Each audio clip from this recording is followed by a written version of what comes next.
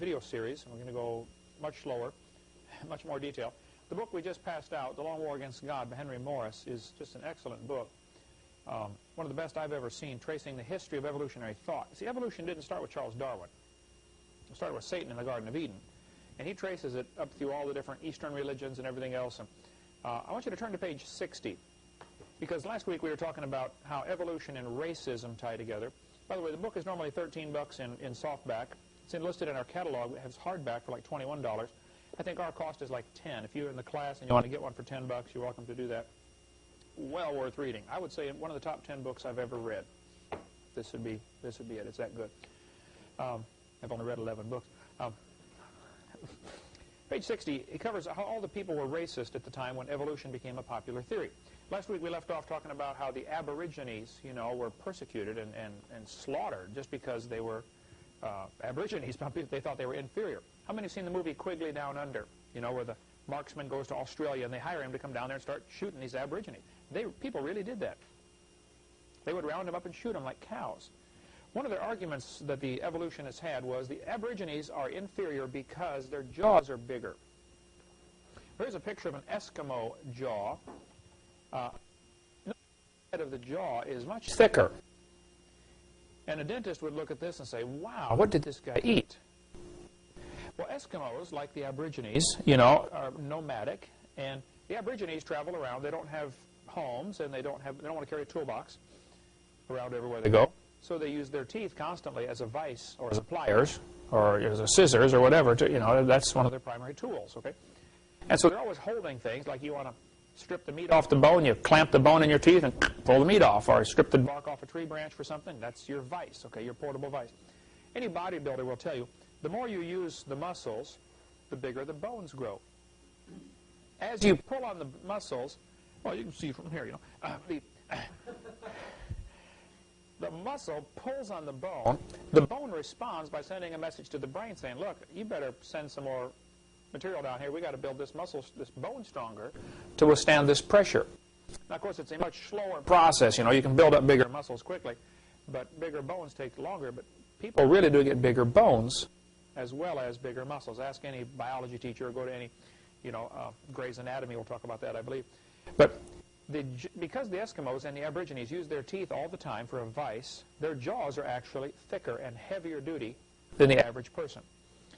Some have argued that wisdom teeth, I got a letter the other day, said wisdom teeth are proof of evolution.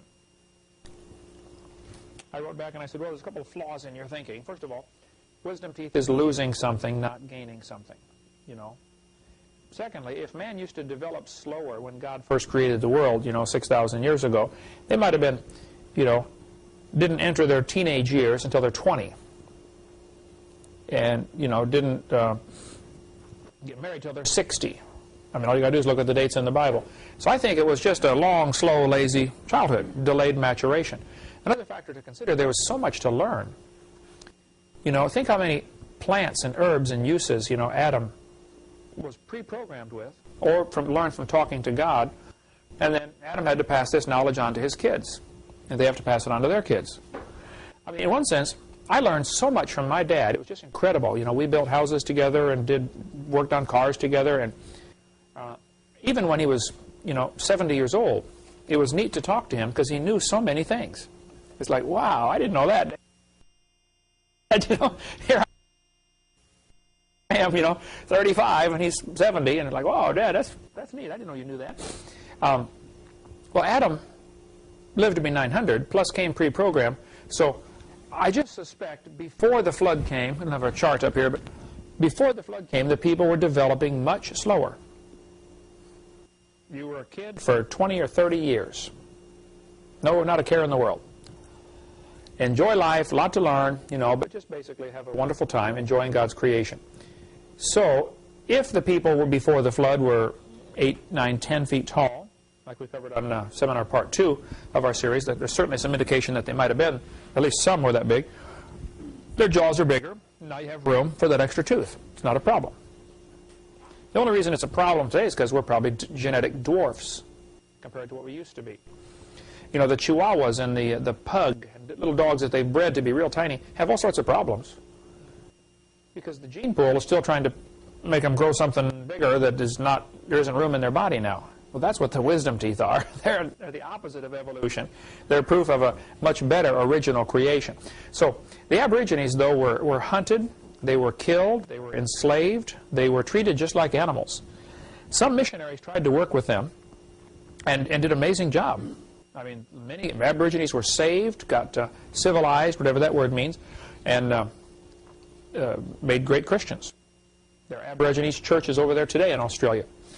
They are not an inferior species. They have a different lifestyle. You know, they prefer not having like the guys that live under the bridges, you know. Half the guys that live under bridges, that's what they want. They're homeless because they don't want to have bills to pay. They like the freedom from responsibility. And there have always been folks like that, you know. They'd rather go off in the woods hunting all their life, you know, and, you know, be the mountain man, Daniel Boone kind of guy. So I think, well, we'll get into more of that later about the Ice Age in Seminar Part 6, if we ever get that far. But look on page 61 at the top in Henry Morris's book.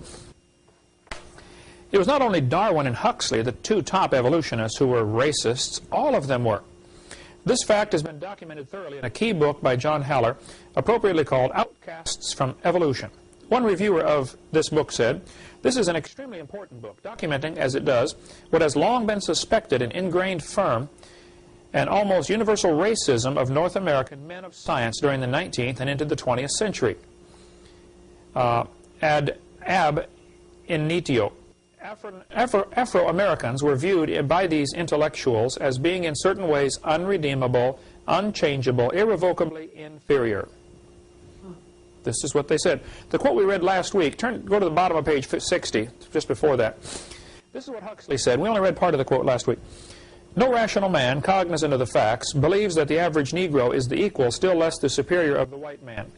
And if this be true, it is simply incredible that when all his disabilities are removed, and our prognathous relative has a fair field and no favor as well as no oppressor, he will be able to compete successfully with his bigger-brained and smaller-jawed rival in a contest which is to be carried on by thoughts and not bites."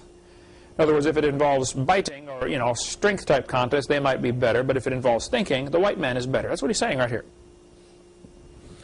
That was the attitude of the 1800s. Now, racism has existed all through history, of course, but evolution is the only way you can justify racism, because the Bible says very clearly we're all descended from Adam, and then later all from Noah's family. How on earth can one race be superior? Scripture certainly does not teach racism. God did tell the Jews only to marry other Jews, not to marry outside, and there may be a lot of reasons for that, but I'm Norwegian, my wife is Irish. Is that an interracial marriage? You know, there's certainly no scriptural reason to not have a black and white person marry. There's no scripture against that at all. There is only one race. There's only one race, the human race. There's different colors, but there's only one race. I think in some segments of society it may be, you know, really, really hard on the kids, and that's unnecessary to do that, you know. So, but I wouldn't, you know, we had a black guy working for us for a while. His wife was white, great couple, loved the Lord, moved on, teaches school now in Tennessee, you know. It's probably for a long time, maybe forever, going to be some kind of racial, you know, stigma in America, at least in some parts of the world. But, you know, I don't think it's necessarily the wisest thing to do, but there's no scripture against it whatsoever. Okay, so evolution didn't cause racism. Evolution justified racism. Okay, in 1904, the World's Fair was held in St. Louis. That'll be a good quiz question. At the St. Louis World's Fair, if you go to the St. Louis Zoo today, you can still see many of the buildings and places where after they had the World's Fair, they gave this area to the zoo and or science center, I believe, in St. Louis. The buildings are still being used.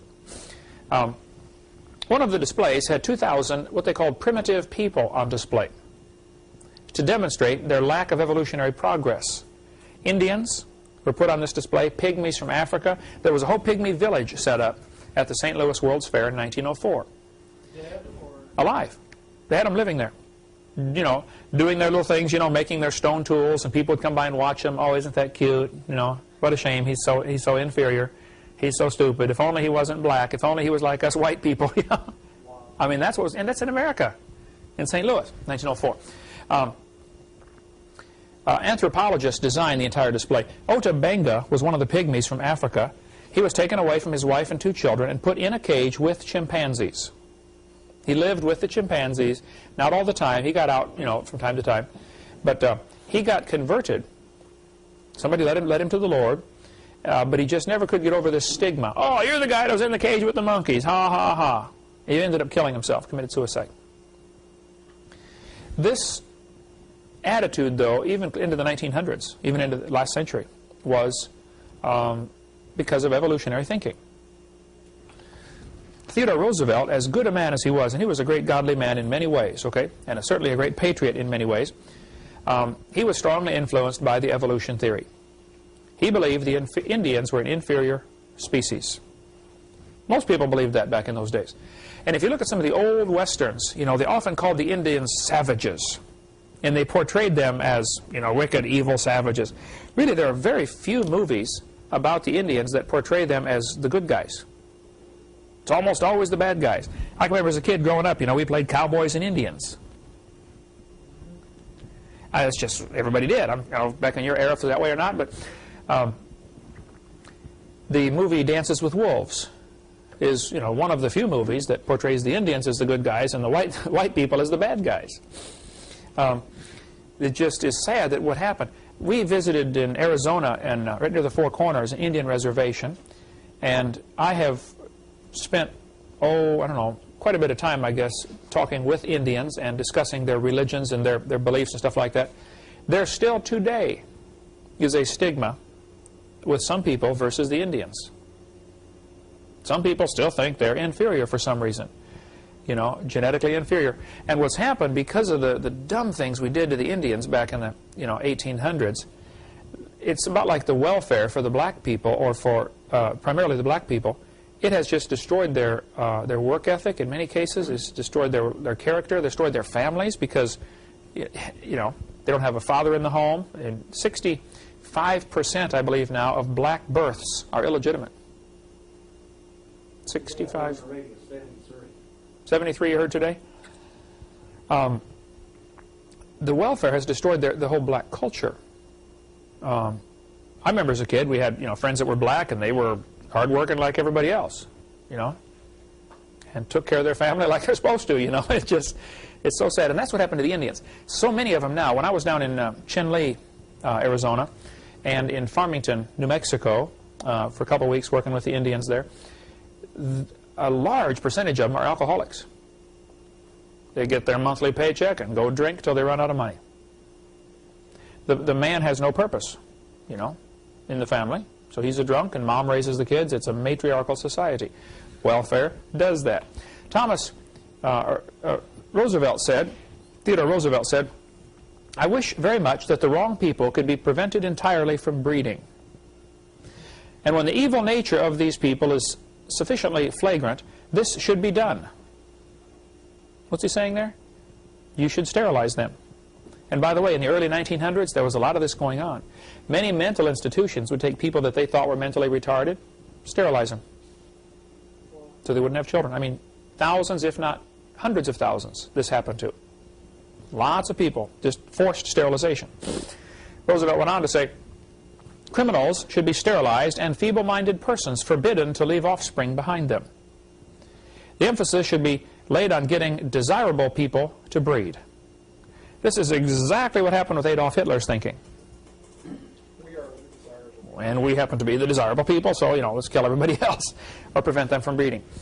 Many, many Jews, if they weren't executed, were sterilized during the concentration camp era, World War II. Let's go on here. Roosevelt said, this book from Bob Jones University says, "This statement was not made by a Nazi in the 1930s, but in 1913 by American patriot Theodore Roosevelt. Although he was a great leader in other ways, he, with most of American upper middle class in the early 1900s, thought that the many immigrants from Europe, Scotland, Ireland, and the Orient were a threat to American society." Well, how many of you have one of your ancestors as an immigrant from one of those places? You know, just about everybody in the room, right? Sure. But they were really concerned that they were a threat to American society. Actually, in 1871, Congress officially scrapped all treaties with the Indians and moved them off to the reservation system that is still in effect today. But even before 1871, the Indians, of course, were being mistreated. I don't know when Geronimo was finally captured. Does anybody know he's held down here at Fort Pickens? That was his prison for a while. 1890, would that have been? Or I could look it up, Geronimo. But the Indian Wars really are just really a little over 100 years ago. There were still serious problems, you know, on the frontier. 1871, the Congress scrapped all treaties. Now, before that, back in 1820, 30, 40 era, somewhere in there, I don't remember, the Trail of Tears incident took place. The Cherokee Indians, which lived mostly around North Carolina, South Carolina, Georgia. You know the cave we went in, Eric, right on the Alabama-Georgia border? You drive by it all the time on the way to Chattanooga. Cave, Sequoia Cave. Sequoia Cave was the headquarters, or was one of the places where the Cherokee Indians met. One of their great chiefs was Chief Ross. He taught all of his people how to read. They made up a Cherokee alphabet with, I think, like 80 characters, and because each had 80 different sounds in the Cherokee language or something like that. He taught them all how to read in just a matter of a few months. Here they were, people with an unwritten language, just a spoken language. He gave them an alphabet, gave them a written language, and taught them to read. They were fitting in just fine with the white society around them. You know, you might have an Indian neighbor next door, and nobody thought anything about it. But Sam Houston was married to a Cherokee Indian. I believe I have the facts straight. It's been a while since I read this, but Congress voted to move the Cherokees out to Oklahoma to make room for the white man. One famous town was called Ross's Landing, I believe the name of it was. All the Cherokees were moved out. On the forced march, it was interesting, they scheduled it so that the property would be taken over about 2 weeks before harvest time. So the Indians did all the work, planted the crops, you know, plowed the land, raised the crops, got them just ready to harvest, and they're forcefully moved out. I mean, soldiers came in with guns, loaded them on wagons, and moved them to Oklahoma. It's called the Trail of Tears. Went right through Cherokee Pass, Arkansas. You know, we stop there at the gas station at Cherokee Pass all the time. Right through Imboden, Arkansas. The Trail of Tears went. 1/3 of them died along the way. Sam Houston was just enraged with what Congress was doing. They renamed the city that was Ross's Landing, I think was the name of the city originally. Again, you can go back and look up and do research on this. But so people would forget about what happened to the Cherokees. They renamed the city Chattanooga, Tennessee. That's where you went to school. It's quite a history there. You won't understand what happened to the Indians, though, until you understand how evolution ties in. Now, the Trail of Tears happened before Charles Darwin wrote his book.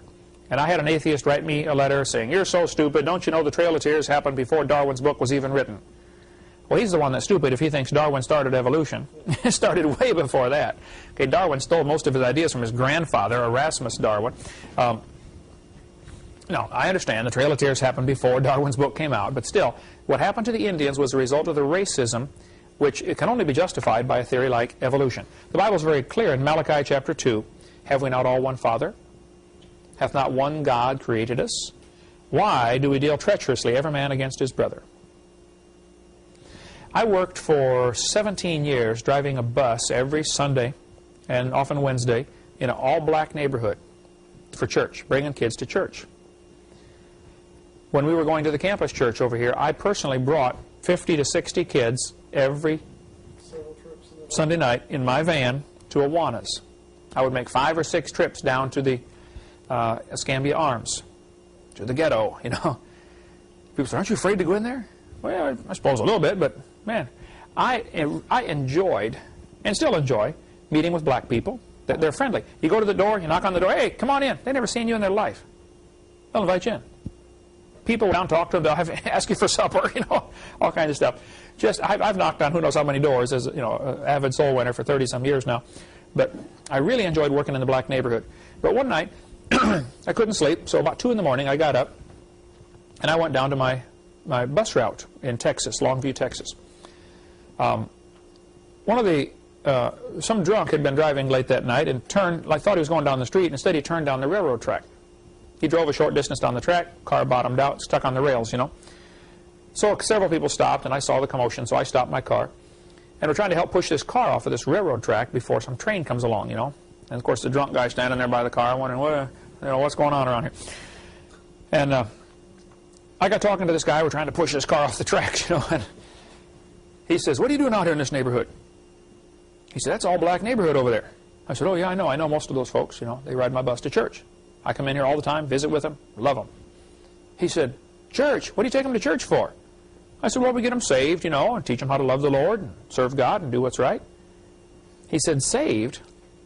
He said, black people don't have souls. I said, are you part of the KKK? He said, yeah, how'd you know? Just a lucky guess, you know. I don't know if all KKK members believe that, but this guy did, and a lot of them do. That black people are animals. They don't have a soul. Now, where on earth would an idea like that come from? Evolution. They haven't evolved far enough. The white man is superior. The Bible says in Acts chapter 17, and hath made of one blood all nations of men to dwell on the face of the earth. Now, there are definitely distinct characteristics of the different racial groups, if you want to call them racial groups, okay? No question, all right? I've dealt with the Japanese when I was in Japan, and they're often very polite, very sweet, very mild-mannered, very humble, but there's kind of a pride because they're humble, you know? And they resist the American gospel in many ways. I was over there, and pastors will work there for 20 years to get a church of 10 people. They don't want it. They look at American news, everybody's killing everybody. They don't have that problem in Japan. I mean, they're 10 times more crowded than we are. You know, their crime rate is way down. They don't want what we got. You want us to accept American gospel? No thanks. You know, we don't want what you've got. So different racial groups, no question, have certain characteristics about them. You know, the Indians with the high cheekbones, the Norwegians with the blonde hair, et cetera, et cetera. But we're all descended from Adam and then later from Noah's family. So there's no reason to be a racist. Darwin said, a married man is a poor slave, worse than a Negro. Now, I won't ask how many of you agree with that statement, but the fact is, if a professor said that today, how long would he keep his job? Or his life? Yeah, not long, right? And yet Darwin is touted in schools as one of the great, heroes, one of the great scientists of the world. He was a racist. He was a woman hater. He finally married his first cousin. Nobody else would take him, apparently. Darwin wanted to raise a race of purebreds, great, he thought if you marry close to the family line, he thought, since I'm so great, I'll marry somebody closely related to me. And we'll produce, super kids.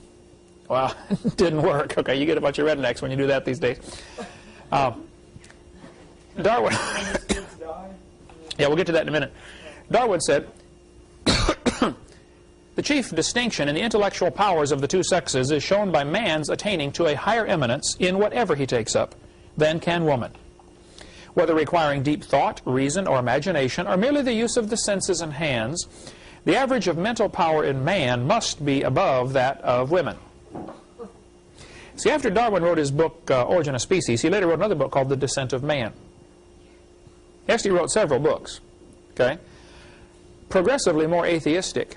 In his first edition of Origin of the Species, you can tell which edition you're reading by looking at the last sentence in the book. First edition says, it ends with the words, by, I forget the whole paragraph now, but you can tell by this progression of animals or something that these things were created. Then in the second or third edition, they changed it to evolved. And there were 6 editions, I believe, altogether.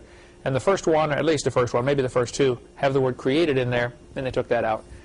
Became evolved. But in his book, Descent of Man, Darwin also said on page 588, thus man has ultimately become superior to woman, poetry, strength, voice, etc. Darwin believed in inbreeding. He married his maternal father's granddaughter, who was also his mother's niece, which makes her his first cousin, okay? Which is illegal in all but 3 states here in America. The best man in my wedding, good friend of mine through school, went to a church that believed a few things a little strange, and they had to marry somebody of their own faith. Well, there aren't many of that particular, kind of real narrow faith, so he married his first cousin. He had to go to North Carolina to do it, I believe. Only a few states allow first cousin marriages. Almost all states, it has to be at least second cousin or further distant, just so you don't have genetic problems. Here's what happens. The chromosomes in your body is like a ladder from here to Chicago. It's twisted up. Okay? Each rung of the ladder is called a gene. And there are millions and millions and millions of them. Man currently has about at least 3,500 defective genes. Kind of like in your computer, you may have a program that's got a bad file. Well, the computer can work anyway, okay? You might have a few broken wrenches in your toolbox, but you can still, you know, work with stuff. And there are about 3,500 defective genes in the average human gene pool. If you marry close to your bloodline, the probability of the same genes being defective are very high. So you're more likely to produce deformed children. That's just, it's a Russian roulette with 3 bullets in the chamber, you know. Not a good way to do it. Darwin married his first cousin, okay? He wanted to produce a superior stock. This is from the book In the Minds of Men by Ian Taylor, which is also just an awesome book. I mean, it's huge, but we sell it through our ministry, and it's just a tremendous book. They had 10 children. Mary died shortly after birth. Anne died at age 10. Robert was born retarded and died at 19 months. Henrietta had a serious breakdown at age 15. 3 of his other 6 sons were ill so often, Charles regarded them as semi-invalids. That's your race of thoroughbreds. That is your race of thoroughbreds, all right. Okay? Ask anybody that raises cats or dogs or anything. If you allow them to breed back very, very close to the family line, you start to get some real strange things happening. You know, a lot of the hybrid dogs, Chihuahuas, for instance, you know, they're schizo. Run around, yip, yip, yip, yip, yip, yip, all day long. The only cure is duct tape or a ball bat, you know. Shut up, dog, okay? I don't recommend that. I've never done that to a dog. Some skeptic's going to get this tape and say, oh, Hovind believes in beating dogs. No, I don't.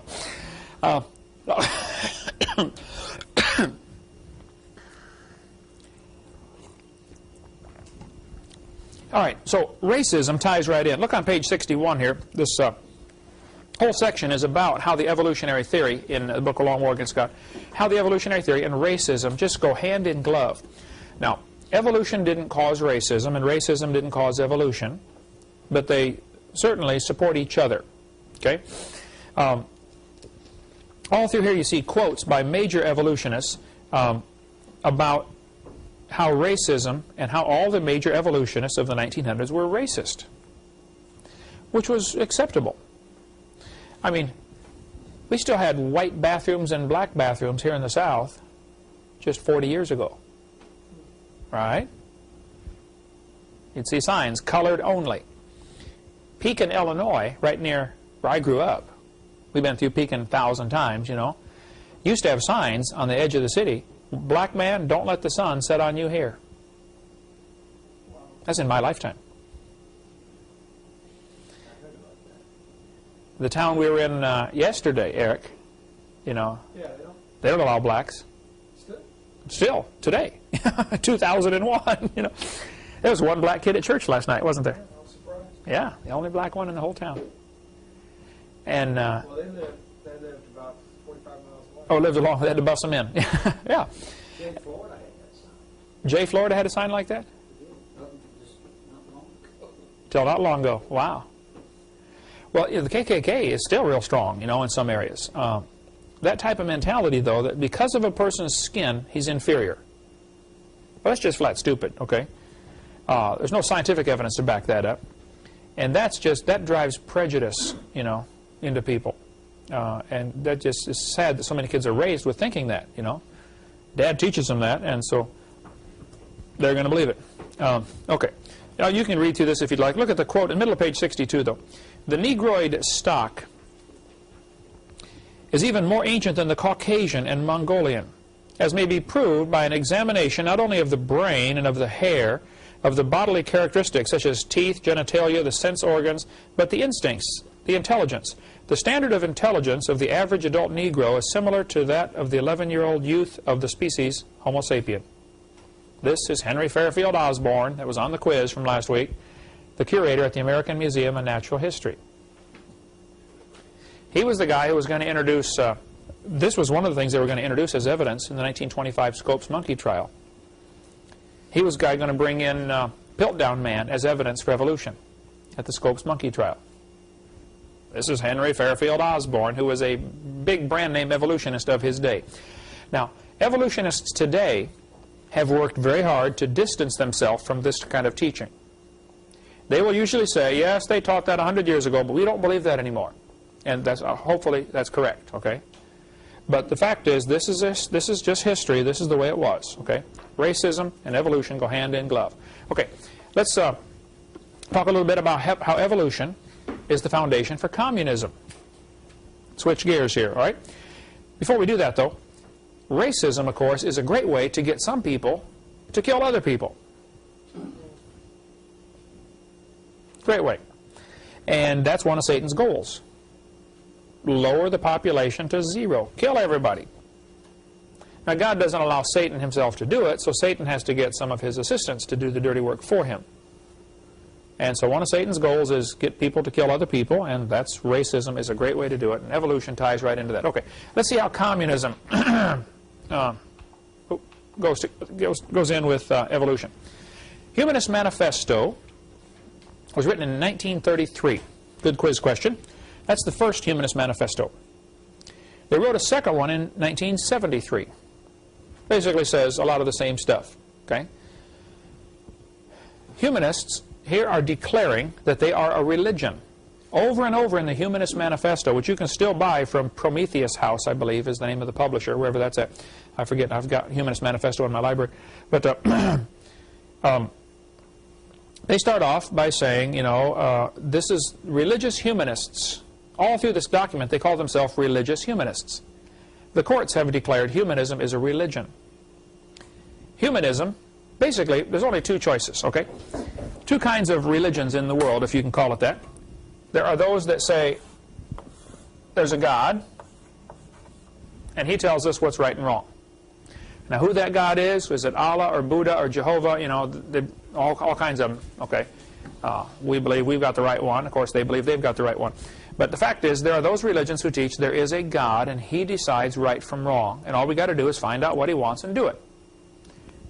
Other religion says there's no God. If there is no God, then who's in charge?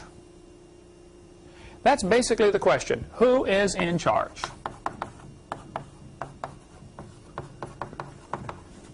Now, we will see later how important this question is when we see what's happening with the New World Order and with our money supply, Federal Reserve notes. We're going to get into a lot of interesting things. Redeeming the straw man, income tax, which is voluntary, by the way, for most Americans, which we'll get into later. That's why I said this class is going to be very politically incorrect. I happen to strongly believe God's in charge. He owns this place. If there is no God, though, that brings up an interesting question. You know, who's in charge? I asked an atheist student one time in Pennsylvania. He sat in the school, in the class, in the auditorium, when I spoke to the auditorium there in Pennsylvania. He said, Mr. Hovind, I'm an atheist. I said, really? He said, yeah, there is no God. I said, well, then tell me, son, how do you decide right from wrong? He said, that's easy. He said, I decide what's right and wrong because, he said, I couldn't believe he said this. He said, I'm the God of my own universe. I said, man, I'm glad to hear that, son, because I'm going to shoot you in 5 minutes. He said, you can't do that. I said, oh, yeah, I can. You see, I'm the God of my own universe. You know, if evolution is true, then man is God. We're it. That's exactly what humanism says. Humanism basically says, look, there is no God, therefore man is God. We have evolved the farthest, so we decide what's right. This didn't start with Charles Darwin by a long shot. The history in this book is so good about that. Henry Morris goes clear back to talk about even guys like Aristotle and Plato, who had their chain of being. You know, man is at the top. Under that is woman. Under that is animals. And if a man doesn't study philosophy, he'll come back as an animal. And if he's a cowardly man, he'll come back as a woman when he gets reincarnated. You know, something like that. It was so stupid. But the whole thing is this chain of being where man is the ultimate authority. This is the foundation idea behind democracies. Let's get all the people together and let's vote on what's right and wrong. Well, that whole thinking is fundamentally flawed. If there's a God, then God decides what's right and wrong. We don't get together and decide right and wrong. And a lot of politicians, you know, try to decide right from wrong by You know, which way is the wind blowing? You know, how do you tell? Which way is most of you going? Majority opinion is a dumb way to tell right from wrong. You got to have a book. Thus saith the Lord. This is right, this is wrong. If you don't have that, you really have a problem. You're like a ship in a storm with no anchor and no sail, no direction, no compass. No way to tell what's right and wrong.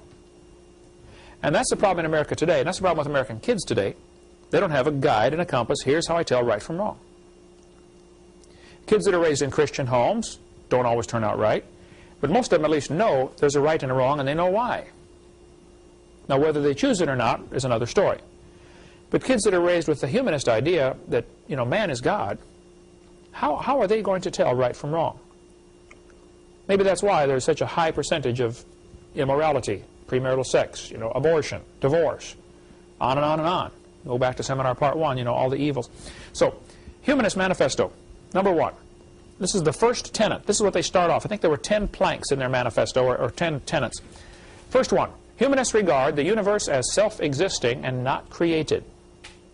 Well, guess what that says? There's no God. Therefore, that makes us God. We're in charge. That's the Humanist Manifesto, plank number 1. Communism and humanism and evolution are triplets. Okay, they all go together. You can't have communism without evolution.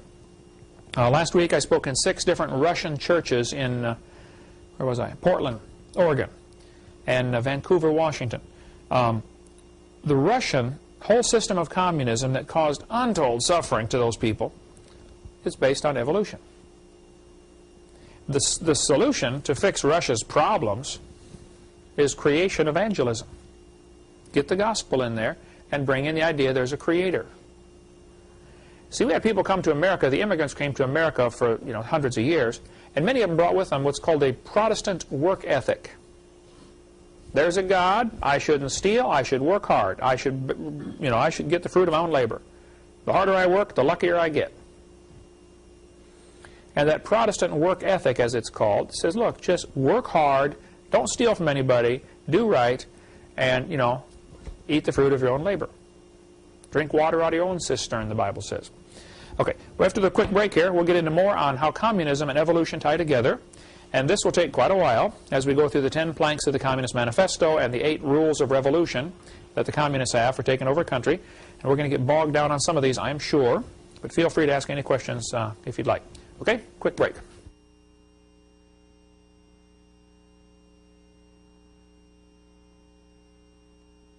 Let's explain a little bit how communism, humanism, Marxism, named after Karl Marx, and evolutionism tie together. By the way, I do a lot of debates, and they always say it's creationism versus evolution. You ever notice that?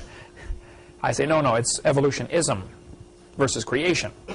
I always put the ism on evolution on purpose. This fellow said, do humanists believe in a supreme being? Emphatically, yes. That supreme being is man. Humanists have no knowledge of any being more supreme. They will call themselves an agnostic. They will say, I can't prove there's no God, I just don't know.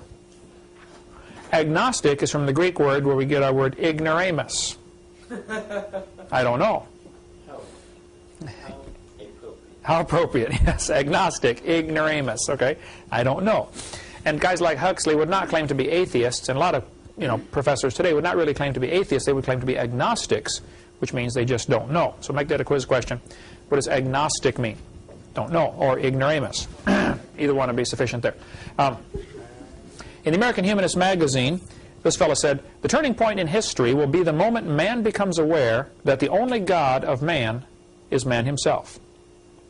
Now watch this philosophy carefully, because this is exactly what is spreading around our United Nations. That man is God.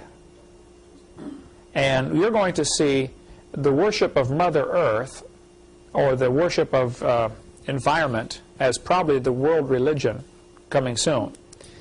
What's happening in the United Nations is scary, because they really have this idea, there is no God, therefore, we must be it.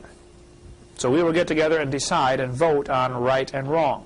The communist, ACLU, I jokingly call it the American Communist Lawyers Union, started by a guy named Roger Baldwin, who said very clearly the goal of this organization is to further communism. That's what the ACLU started for. So I call it the American Communist Lawyers Union. That's their stated goal. We covered that a little bit more on videotape number 1 of our series. Karl Marx, originally named Moses Mordecai Marx Levy. You're not going to have another quiz. No. But when he was 17 years old, he wrote a beautiful paper telling how much he loved the Lord. In order to graduate from high school, you had to give your testimony, or something to that effect, and so he wrote, great paper. Then Karl Marx went off to college. And in college, his philosophy was destroyed by a professor who turned him on to the pre-evolutionary ideas. You know, this was just before Charles Darwin wrote his book, but evolution was rampant before that. You know, Darwin just gave a mechanism for how it can work. See, Darwin is only famous for supplying the mechanism. A lot of people already believed in evolution. They didn't know how it worked. Darwin said, well, it works by natural selection. Oh, brilliant idea. Yep, we'll take it. That was basically what happened. So you can't say evolution started with Darwin by a long shot. Karl Marx later said, my objective in life is to dethrone God and destroy capitalism. Now, as we study Karl Marx here for a few minutes, everything that he did from this time on in his life was anti-Christian. If God was for it, he was against it.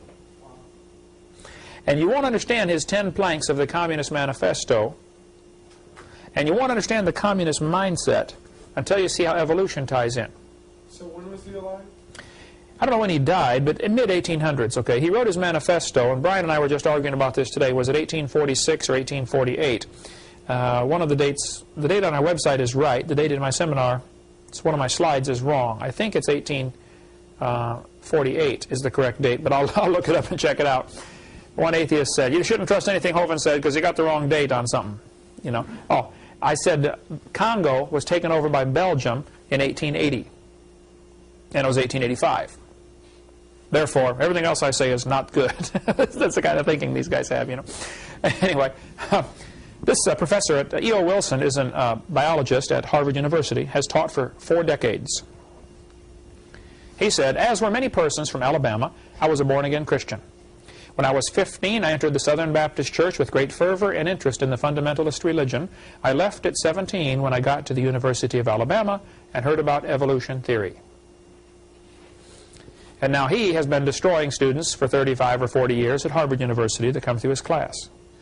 And just about every kid that goes to a secular university, even University of West Florida here, in the middle of the Bible Belt, you know, Pensacola, Florida, there will be at least one professor who thinks it's his duty in life to destroy that kid's faith going through school. And a very high percentage of kids get their faith destroyed going through school. Professor Wentworth, he said, when I entered Harvard in the fall of 1924, I was not only a Christian, I was also an avowed candidate for the ministry. Then for 4 years I underwent a process of mental readjustment which shook my little world to its foundations. Through it all, only one thing was clear to me. If I could reconcile religion with intelligence, I knew that I could go on into my chosen career, fortified by the experience. If I could not, every consideration of honor would compel me to make other plans. In the end, I gave up the ministry. College education turned him away from serving God. I got a letter just last week, 2 weeks ago. This fellow said, Dr. Hovind, until I went to college, my faith in God was sound, but my college history class helped to destroy that faith. I started to doubt the Bible and God's Word. I even started to doubt Jesus was truly God's Son, and that He died and rose for my sins. My best friend showed me your tapes, and I was in awe of what I saw. Everything I thought I knew about life was changed. Praise God. But how many, right now, tonight, while we're sitting here, how many hundreds of thousands of students are doing homework for a college class that is destroying their faith, and their insides are just being eaten up with this doubt because some professor gave them a hard time all day today, and nobody has given them any ammunition to teach the truth. I am so convinced this evolution theory is not just dumb, it's dangerous. What happens, Satan is using this theory, to, of course, to keep people from hearing the gospel. Many people refuse to even listen. When I tried to witness to my brother's best friend, Mike, who lived just the next street over from us when I was growing up, I tried to witness to Mike, and he was going to college in Peoria, Illinois there, and he started telling me all about evolution. He said, I'm sorry, I don't need your gospel, I don't need your Jesus, because, I'm going to college, Evolution is how we got here. And I couldn't get anywhere with him. I was a brand new Christian myself, sophomore in high school, he's a sophomore in college, and I didn't know how to witness to him. That was one of the events, I guess, in my life that caused me to start getting interested in finding an answer to this, because this evolution theory is hindering folks from coming to listening to the gospel, for one thing. Those that are already saved and then go off to college like these guys and get their faith destroyed end up being unfruitful. The professor here, Wentworth, for instance, he's going to heaven. He's going to be there with all of us. But how many folks is he bringing with him? Probably none. What about Wilson, the biologist at Harvard University? How many souls has he led to the Lord, do you think, in the last 40 years? How many could he have led to the Lord had somebody not destroyed his faith at Alabama University of Alabama? The Bible's real clear on this, Matthew 18:6, you better be, if you offend one of these little ones that believe in me, you'd be better off with a millstone hanged about your neck and drowned in the depth of the sea. This is a serious offense. Interesting quote here. Christianity has fought and still fights and will fight science to the desperate end over evolution. Because evolution destroys utterly and finally the very reason Jesus' earthly life was supposedly made necessary. Destroy Adam and Eve and the original sin, and in the rubble you will find the sorry remains of the Son of God. Take away the meaning of his death. If Jesus is not the Redeemer who died for our sins, and this is what evolution means, then Christianity is nothing. The American Atheist Magazine, 1978. And they're right. If evolution is true, Christianity is nothing. Jesus died on the cross for no reason. He's just another martyr for a cause. This battle... Now, I want you to notice what this guy said. Now, he's writing this in the American Atheist Magazine, okay? Look back at the first sentence here. Christianity has fought, still fights, and will fight science to the desperate end. No, no, no. We don't fight science. We fight evolution because we feel it's not part of science. But even in his quote, you can see trying to sneak evolution as part of science. Evolution is not part of science. Evolution is a fairy tale. It's a religion that people believe in because they don't like the other alternative. But from the book video, Let My Children Go, which is tremendous, they said in there 75% of children raised in Christian homes who go to public college and public schools will reject the Christian faith by their first year of college. 75%. I remember my first day in sociology class at Illinois Central College. I was a little scared anyway, first day in college, High school's a little more secure. You go to college and it's just kind of a whole new world. Here we are in sociology class. This fellow with real long hair, growing around the fringe and bald in the center, is going to be our teacher for the class. He said, okay, students, are there any Christians in the room? I raised my hand. He said, what's your name? I said, Kent Hovind. He said, Mr. Hovind, so you're a Christian, huh? I said, yes, sir. He said, well, tell me, can your God do anything? I said, yes, sir. By the way, that's not true, okay? God can't learn. He already knows it all. He can't lie. He can't do anything. He can't sin. But I didn't know any better, so I said, yes, God can do anything. And he said, well, tell me, Mr. Hovind, can God make a rock so big he can't lift it? Now, this guy already had it planned out, a whole sequence of questions to ask to destroy any Christians that came through his class. He'd been doing it for years. There are professors in just about every university that have this mentality that it's their job to destroy any kid that comes through their class. Destroy their faith.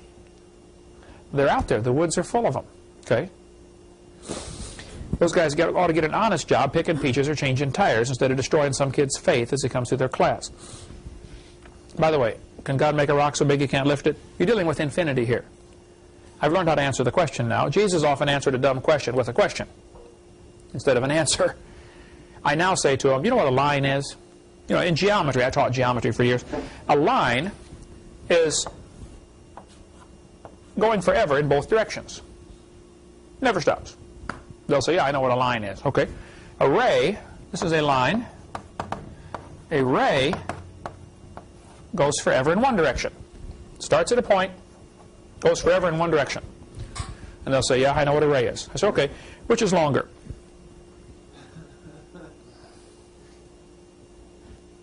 Well, they're both infinite, okay? Neither one's longer than the other. And as far as, you know, the rock and God can make a rock. All I could say at the time, I said, God can make a rock so big you can't lift it.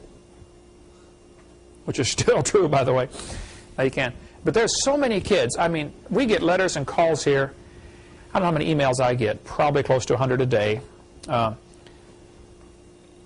Probably more than that. Martha filters do a lot of them first. But it's unreal how many folks write us and call us, or sometimes they're crying on the phone so hard they can't even talk, because our tapes give them back something that the professor took away when they went to college. You see that all the time when you're out speaking, you know. It's just like, wow, I wish I'd have had this information 10 years ago, you know. Because this is the center of the battlefield right here. This evolution theory is Satan's favorite tool to destroy people. Karl Marx based his philosophy of communism on evolution. Now, he was already thinking up these theories. Marx never worked a day in his life. He was a loser, okay? He was a bum. He was a moocher, okay? A leech. Sucked the blood out of everybody else. Never worked a day in his life. A guy named Engels, a rich guy from England, kept supplying him money so that Marx could think and write his theories. Marx was an absolute loser, okay? He had 6 children. 3 died of starvation in infancy. He wouldn't work, didn't have any grocery money. Kids died of starvation. 2 others committed suicide. Not a very successful father, I would say. Only 6 people attended his funeral when he died in 1883. When Darwin's book came out, Marx read the book, wrote a letter to Engels and said, Engels, this book by Charles Darwin is perfect to justify our theories of communism. This book takes away the need for God. Therefore, man is God. See, you cannot have communism and Christianity. They don't coexist. They can't. The 2 philosophies are mutually exclusive. Either there's a God that decides right from wrong, or man decides right from wrong. Karl Marx wrote the Communist Manifesto. I have the date on here of 1848. I believe that's correct. The one on the website is the correct one. I'll fix this if this is not right. But he had 10 planks, 10 things that he believed. We'll go through one by one here. I'll give you plenty of time to write these down. His first plank of the Communist Manifesto was abolish private property. And we'll probably ask you on the quiz to pick any 3 or 4, and maybe some bonus if you can list more, of the planks of the Communist Manifesto. These are 10 ways to destroy a capitalist country, to destroy a Christian nation, and establish communism. See, now, Peter, you were raised how long under Soviet Union? 8 years. 8 years, okay? And your family for generations back before that, right? Communism doesn't allow you to own private property. Finally, I don't know when, 1950s or something like that, so many people were starving under the communist work program. You know, they had these huge collective fields, you know, this 10 billion acres belongs to the government. Everybody go out there and work all day, you know. Who wants to go work on a field they're not going to get any result from?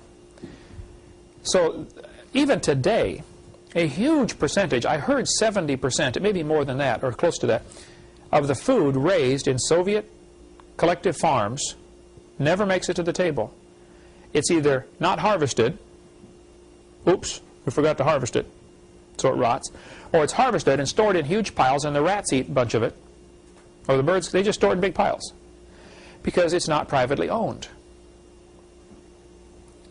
If anybody that's ever owned a house and rented it out to somebody else will understand what I'm talking about. Okay? The owner has a different attitude toward his property than the renter does. In just about, there are rare exceptions to that, but that is certainly the rule. Okay, there may be exceptions. Under communism, you can't own property. Finally, when so many people were starving, they had to modify communism a little bit and said, okay, everybody you can plant food only in your own little yard. And when I was over there, when you were in Ukraine, I suspect same thing, you know. People's little bitty front yard and backyard is loaded with vegetables. And they grow more stuff in 1/3 of an acre than the communists can grow on 10 acres. Because that's theirs. They're going to take care of it. They were debating on the radio here in Pensacola years ago about Hillary Clinton's health care plan. We ought to have universal health care. This guy's on the radio bragging about how good this would be. Man, everybody ought to have coverage. And they always have some sob story, you know. Some little old grandma in Arkansas doesn't have any health care, and, you know, she needs a surgery on her eye, and she's going to go blind. And I'm sure there's a lot of people suffer, okay? No question, right? But the philosophy is what I want you to get here. And they'll say, see, we ought to have coverage for these folks. And they were bragging about how good it would be to have universal health care. So I called into the radio station, like I do from time to time. I said, hey, fellas, I forgot to change oil in my car, and I blew the engine. No, it's not true, but I made up the story to see what they would do with this, you know. I said, I think everybody in Pensacola should help me pay for a new engine. If everybody chipped in, it only cost about $0.25 apiece. No big deal. And the announcer said, hey, if you forgot to change oil in your car, that's your problem. We shouldn't have to pay for a new engine for your car. I said, exactly right. Now let's go back and look at the health care issue. 70 to 80% of all health care costs, you can ask any doctor, 70 to 80% of the costs are from self-induced problems. They smoke, they drink, they take drugs, they live a wicked lifestyle, they don't take care of themselves, and when they get sick, they want me to help pay for it. That's exactly like saying, look, I don't want to change oil in my car, I don't want to take care of my car, but when it breaks, you've got to help me pay for it. Well, that's flat stupid, okay? If we had universal auto care, anytime you need new tires, the government will buy them. Anytime you need a new engine, the government will buy them. How would you drive your car? You drive it bad enough now, son. I'd hate to see it then. How many of you have had your dad yell at you for leaving the lights on or leaving the water running too long? Just about everybody, right? Why? He pays the bill. Why aren't you worried about leaving the lights on? You're not paying the bill. That's exactly right. Let's have universal house care. The government pays all utility bills. Would you worry about shutting the door and leaving the air conditioner on? When the AC's on and it's hot outside, you would stand in the doorway and talk to your friends for hours at a time, wouldn't you? Because you like that nice cool breeze coming by. The thought would never occur to you, you know, this might cost me at the end of the month. That thought would never enter your mind. And with health care, the dumbest thing we could do would be universal health care. Because then people already don't take care of their health. It would be much worse. Much worse. If somebody wants to drink alcohol, that's their business. If they want me to pay when they get sick, now that's my business. People say, don't you feel sorry for them? Yes, I do. But if suppose nobody was allowed to have health insurance. First place, costs would come way down. When my son back there got his ingrown toenails cut out 6 or 7 times, finally the doctor said, I'm sorry, this isn't growing right. We're going to have to remove the toenails, the big toenails. I said, okay, doc. So we scheduled a time for surgery. He goes in for surgery. He's in there for an hour and a half. They put him to sleep, take off the toenails, bandage him up, go home. We get the bill. Anesthesiologist, $1,500 for putting him to sleep for an hour and a half. The room he sat in, they did surgery in, I forget what it was, like $1,000 or $1,200 or something like that, for an hour and a half. So I get all these bills, no insurance, total like $4,500. My wife can give you the details. I got these bills. I sat down, picked up the phone. I called the anesthesiologist. I said, listen, I'm a Christian. I pay my bills. But I'm having a hard time understanding $1,500 for an hour and a half. I mean, I got a doctor's degree too. I don't charge $1,500 for an hour and a half's work. The guy said, yeah, you're right. That's kind of high. Let's make it $500. I didn't realize you didn't have insurance. Over the phone. Never have met the guy. Still haven't met him. Dropped it from $1,500 to $500. Called the doctor or the people who owned the little clinic. It wasn't even a hospital, a little outpatient thing, you know. $1,200 for an hour and a half. I know you got to change the sheets and, you know, get to buy some new bandages and stuff like that, but, you know, that's a little high, don't you think? I said, yeah, you're right, let's make it $400. We didn't realize you didn't have insurance. If nobody had insurance, medical costs would drop dramatically. Now, I'm not saying insurance is good or bad, okay? I'm just saying the fact is when people have it, costs go up and people take less care of their health. That's what communism does. First plank is abolish private property. The Bible's very clear. Leviticus chapter 25, verse 10. And ye shall hallow the 50th year, and proclaim liberty throughout all the land unto all the inhabitants thereof. It shall be a jubilee unto you, and ye shall return every man unto his possession. What's happening here? Anybody know the story in Leviticus? What was the law they set up? How's it supposed to work? If you lose your property, you get it back in 50 years. Let's suppose, you know, Dad's a drunk. The family loses everything. They know in 50 years they're going to get their inheritance back. So, if you're having hard times, you can't pay your bills, and you want to sell 5 acres of your property, you can sell it to your neighbor until the year of Jubilee. So the neighbor's going to think, okay, we got 7 more years until he's going to get the property back. How much crops can I grow on that land? That land is only worth X amount of dollars because I can only have it for 7 years, or for 15 years, or for 25 years, or whatever it is. And they would prorate the value of the land based upon how long they're going to have it, because they know they're going to have to give it back. Ownership of private property is essential to freedom. Suppose in Soviet Union, you're not allowed to own property.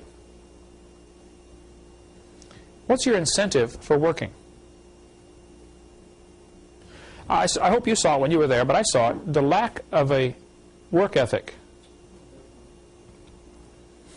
And now that communism has not collapsed, by the way, but now that they're giving the appearance that it has, a lot of people simply don't know how to work. They know how to stand in line. They know how to have the government provide for them. But they don't, you know, work for myself. You know, the mafia has just done horrible things over there. And the black market, you know what's happening in Ukraine and in Russia, all because of this thing. In 1 Kings, chapter 4, the Bible says, and Judah and Israel dwelt safely, every man under his vine and under his own his fig tree, from Dan to Beersheba. This, in the Jewish mind, is the idea of everything's fine. I got my own vine, I got my own fig tree, got my own property, I'll take care of my family. Freedom is impossible without ownership of private property. And I taught my kids from the time they were little bitty, if this toy, you know, I see some parents, well, you better share your toy with your brother. I really thought about that long and hard. And I said, yeah, I do want my kids to share. However, I also want to teach them property ownership. I'm sorry, Ken Andrew, that is Eric's toy. You better learn to negotiate with him, or deal with him, or offer to trade him, or be nice to him, or ask to borrow it. But I'm not going to force him to share his toy with you. That's his toy. I guess to me, the property ownership principle was important to get into my kids. And I see kids get spankings, you know, because they won't share. Well, I don't know if I'd say, I guess you're getting borderline communism there, you know, making them share it. Hey, it belongs to him. If he don't want to share it, that's his business. You know, I'm disappointed you don't share it. However, it is yours. Do with it as you please. And even in my own family, we each own our own cars. If my son wants to borrow my car, or if I want to borrow his car, we have a mileage rate. Otherwise, there's hard feelings. How many parents, the kid borrows the car, drives it around, uses up all the gas, and thinks he does Dad a favor by filling up the gas tank? Well, that's only 1/4 of the cost of operating a car. You know, what about the tires you wore out, you know, 1%, or eventually the transmission's going to go bad, or something. You know, all these expenses catch up with you at once, and the fact that you drove it 400 miles to Grandma's, you may not see that expense now, but I will see that expense, you know, in a few years. Something's going to wear out. Certainly you're going to depreciate the value of the car. Buy a $20,000 car, drive it 200,000 miles. How much is a car with 200,000 miles worth? Zero, right?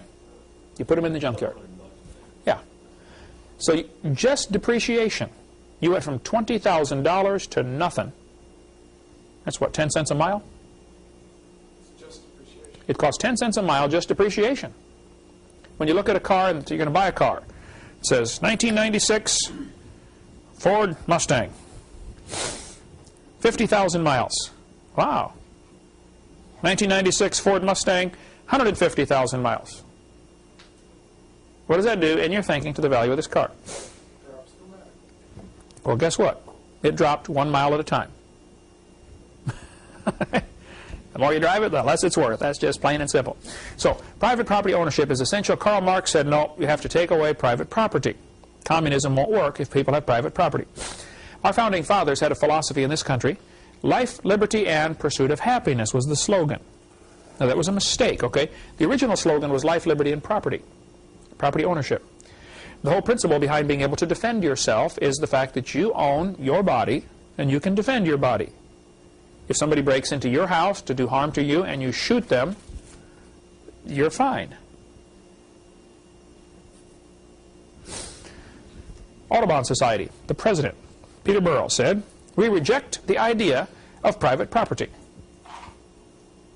Well, this guy has a communist mentality, whether he knows it or not, whether he understands it or not. He's thinking like a communist. Here's a pledge some mother sent me from her 3rd grade class in Massachusetts. The kids had to color this. "I pledge allegiance to the earth, which I do love and depend on, and to all life on land, air, and sea, which is as much a part of the earth as me." We're teaching kids that the earth belongs to everybody. It's not fair for you to own your own property. And the whole idea behind the slow encroachment of government requiring permits for all sorts of things, you know. Man, our founding fathers 200 years ago would have started a war. I mean, I got to get a permit. I got to get your permission to build my house? Forget you. This is my property. That was so strongly ingrained in them, and that now is being weeded out. You're seeing at building your house how many permits you have to get. And we're seeing here in our ministry, which is under a church, not a 501c3 corporation, a church, and we did not get permits when we built our buildings. And they give us a hard time. They don't understand. Well, we're going to help them understand. You simply have no authority over a real church. And 99% of the churches in America think that they're real New Testament churches, and they're not. They've asked the government for permission to exist. They become a 501c3 corporation. That's not a church. It's like in Soviet Union. There are 2 kinds of churches. The free church and the state church. Most churches in America are state churches and don't even know it. We'll get into more of that later. All right, next week we'll talk more about communism and the philosophy and how it's so dependent on the theory of evolution, and it'll take us quite a while to get through communism, maybe the next 20 classes, I don't know, but we're going to see some things that are very politically incorrect, including why none of you have any money. We'll get into that later on. Thank you so much. See you next week.